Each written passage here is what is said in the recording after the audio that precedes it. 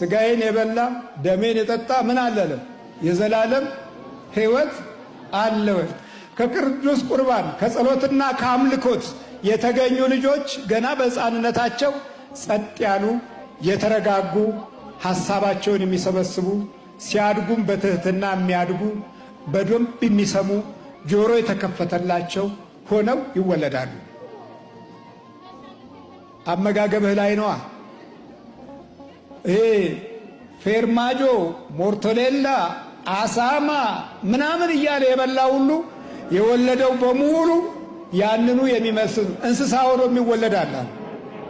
ስጋ ብቻ አሁን ስጋ አይደለም እንበላው፣ ስጋ እንበላለን አይደል? ስጋችን ስጋ ይፈልጋል። ስጋ ስለሆነ እንስሳ ስጋ አይደል የበላው? ስለዚህ እንስሳውን በልተን እንስሳ ብንሆንስ? ያው እኮ እንስሳ ነው እኮ የበላው። ወደ ውስጥ የገባው እንስሳው ነው። የዚህ ሁሉ መገንቢያው ምንድን ነው ብንል አምልኮት ነው። ጸሎት፣ ስግደት፣ እቤት የምትሰግደው ስግደት ጠዋት 21 ማታ 21 አምልኮት። ጆሮዬን ክፈት፣ ልቦናዬን ክፈት፣ ውስጤን ክፈት ብለህ ስትማጸን የዚህ ጊዜ የሚወለደው ምኑ ይሆናል ማለት ነው? የበላኸው ከክርስቶስ ሥጋና ደም ጋር ስትገናኝ የበላኸው ይወለዳል። እየከዳህ ስትበላ የሚከዳ ልጅ ተጸንሷል። እየዋሸ ስትበላ የሚዋሽ ልጅ ተጸንሷል። እየሰረቅህ ስትበላ የሚሰርቅ ልጅ ተጸንሷል። አየህ፣ የምትበላው ይወለዳል። ቀምተህ ነጥቀህ ስትበላ ክደህ ስትበላ ከሃዲ ትወልዳለህ። የምትበላው ይወለዳል። ሳትባርክ በላ፣ ያልተባረከ ትውልድ ገጠመህ። አባታችን ወይ ማለትን የጠላ ምሁራን በሙሉ ምሁርነታቸው ገደል ገባ።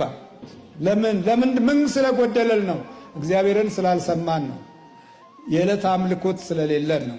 ለአንደበታችን ለምንሰማው ነገር ስላልተጠነቀቅን ነው። መሪዎቻችን ቅዱስ ሆነው እንዲወጡ ስላልወለድን ነው። የተባረኩ መሪዎች ለማስገኘት የተባረከ ሕይወትን ስላልኖርን ነው።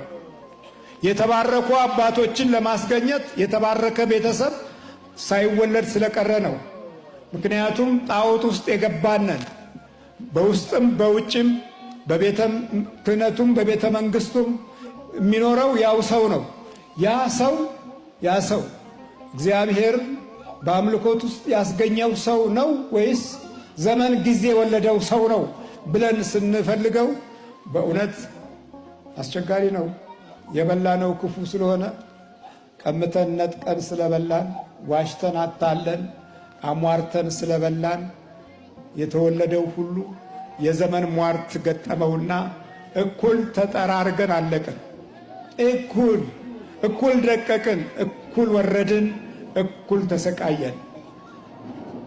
ስለዚህ በዕለት ኑሯችን ውስጥ ሃይማኖት የሚሰጠውን በረከት ለመካፈል ራሳችንን ዕለት ዕለት እናዘጋጅ። የሚሰግድ ሰው ይሰማል። ጆሮ መክፈቻውን ደግሞ ልግራችሁ።